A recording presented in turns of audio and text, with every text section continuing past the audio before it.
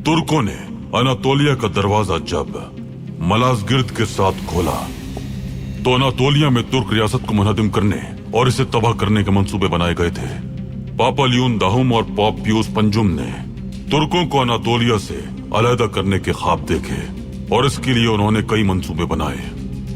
फ्रांसियोस अव्वल, लुइस चहारदहुम, अजीम petro, Katrina, Joseph दोम और Napoleon जैसे सियासतदानों ने और उनके वजीरों ने तुर्क रियासत को खत्म करने के लिए बेशुमार कोशिशें की।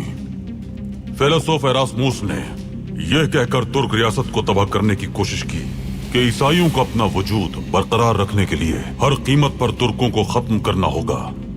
लाइब्निस ने जब लुइस चहारदहुम को हॉलैंड पर हमले से रोका तो उसने उसे मिस्र पर हमला करने के लिए कहा और कहा कि न सिर्फ मिस्र बल्कि पूरा मशरिक एक ऐसे निजात दहिंदा का मुंतजर है जिस पर बगावत के लिए भरोसा किया जा सके।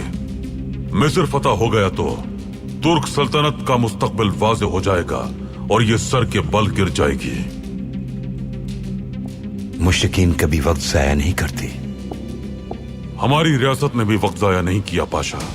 अल्हम्दुलिल्लाह। एक खुफिया दस्तावेजी किताब मुरतब की गई जिसमें तशदीद की जाती रहती है और इसके लिए खुफिया अफसरान को दस्तावेज में लिखने की तरबियत दी गई है। किताब में क्या लिखा गया है सुल्तान मुअज्जम?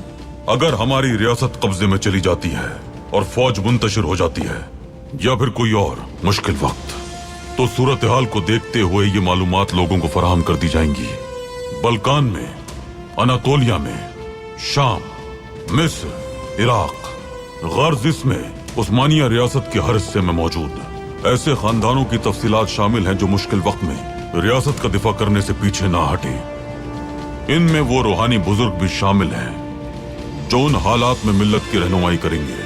वही हमारे लोगों को बताएंगे कि कौन किस इलाके की हिफाजत पर मामूर है।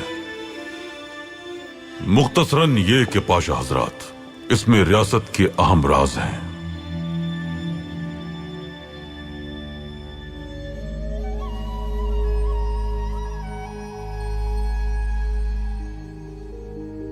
वो खुफिया अफसरान उस किताब में हर नई मालूमात लिखते हैं जो उन्हें खुफिया जराए से हासिल होती हैं। 7 अफसरान जो ना तो कभी शादी करते हैं और ना ही उनका खानदान है। उन 7 को 7 मुख्तलिफ नाम दिए गए हैं। जब उनमें से कोई फौत हो जाता है तो कोई दूसरा उसी नाम से उस शख्स की जगह ले लेता है। उनके नाम ये हैं। एक का नाम है चहारदोज, एक तुरुल,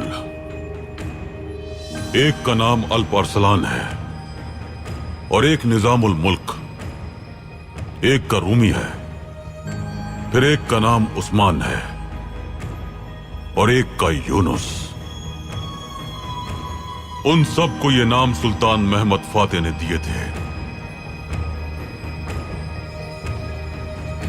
उन्होंने कभी दिन की रोशनी नहीं देखी।